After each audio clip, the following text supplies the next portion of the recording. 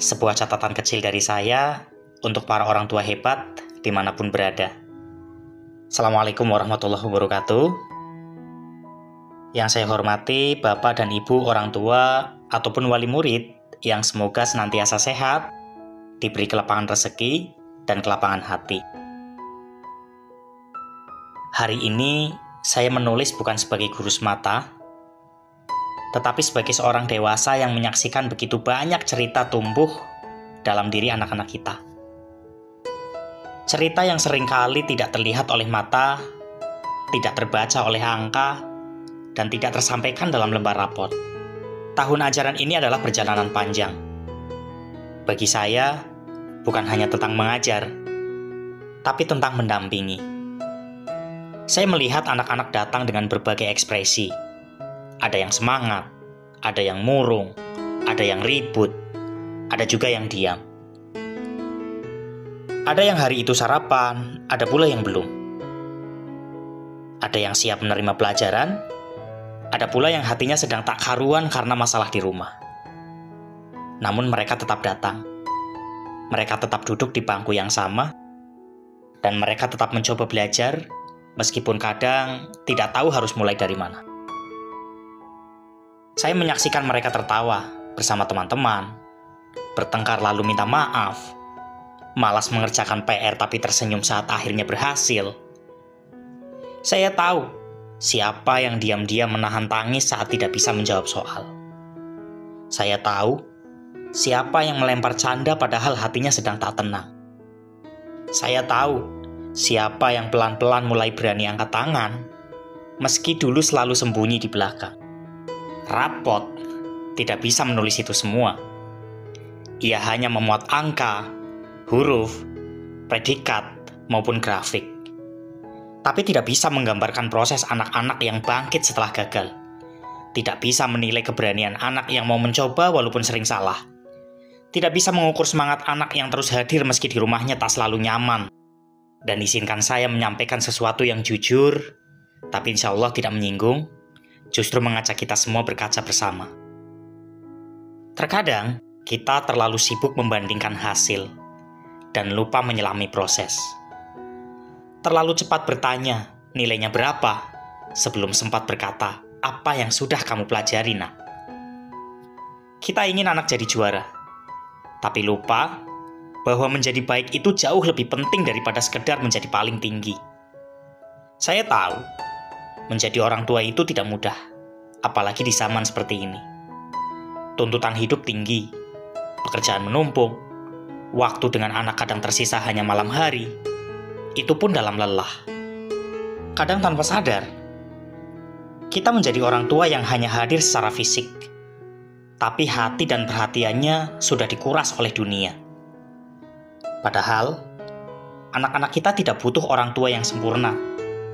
Mereka hanya butuh orang tua yang mau mendengar, mau meluangkan waktu, mau berkata, "Kamu sudah cukup baik, nak. Terima kasih sudah berusaha." Saya pernah membaca satu kalimat yang begitu menghantam. Di balik anak yang mulai lalai, seringkali ada orang tua yang mulai abai.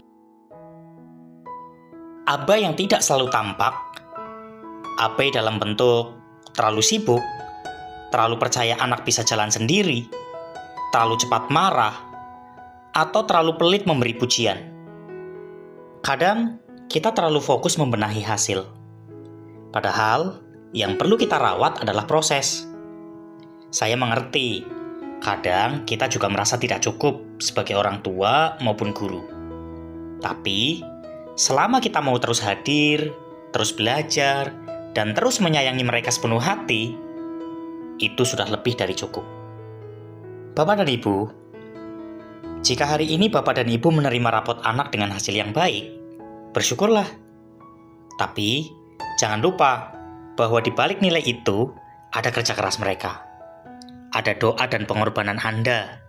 Dan tentu ada tangan Allah yang membantu perjalanan mereka. Sampaikan kebanggaan kepada anak. Bukan karena angka, tapi karena prosesnya. Karena mereka memilih untuk tidak menyerah. Dan jika hari ini hasilnya belum sesuai harapan, tenang. Anak-anak kita masih sangat panjang jalannya. Nilai bukanlah akhir. Gagal bukan musibah. Justru dari situlah mereka belajar untuk tumbuh. Yang mereka butuhkan adalah pelukan, bukan bentakan. Kata-kata semangat, bukan perbandingan dengan anak orang lain. Katakan saja padanya, ayah dan ibu tetap bangga padamu.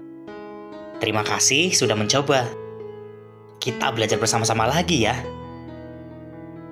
Karena kalimat sederhana seperti itu bisa menjadi pegangan sepanjang hidupnya. Jauh lebih kuat daripada marah atau kecewa yang tadi ucapkan dengan cinta. Saya percaya setiap anak punya waktunya masing-masing. Ada yang cepat memahami pelajaran, ada yang lambat tapi gigih.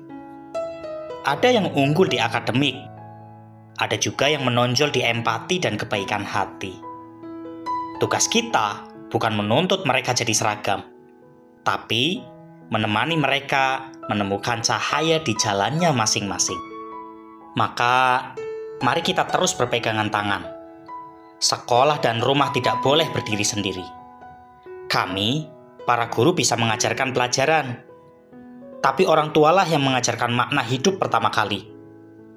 Dan saat keduanya bersatu, disitulah pendidikan menjadi kekuatan. Terima kasih, Bapak dan Ibu, atas doa, perhatian, dan waktu yang telah Anda berikan kepada anak-anak. Terima kasih telah percaya kepada kami untuk mendampingi mereka. Semoga kerjasama ini terus terjalin, dan anak-anak kita menjadi pribadi bukan hanya cerdas, tapi juga berakhlak, bersyukur, dan penuh kasih sayang. Semoga Allah Subhanahu wa Ta'ala memberi kita kekuatan dan kelapangan hati untuk terus belajar menjadi orang tua yang lebih baik, bukan karena kita sempurna, tapi karena kita sungguh-sungguh mencintai mereka. Demikian catatan kecil yang bisa saya berikan. Semoga bisa bermanfaat untuk kita semua. Dengan hormat dan sepenuh hati, saya Imam Munandar Sarjana Pendidikan, wali kelas di SDN Karangbaru 04.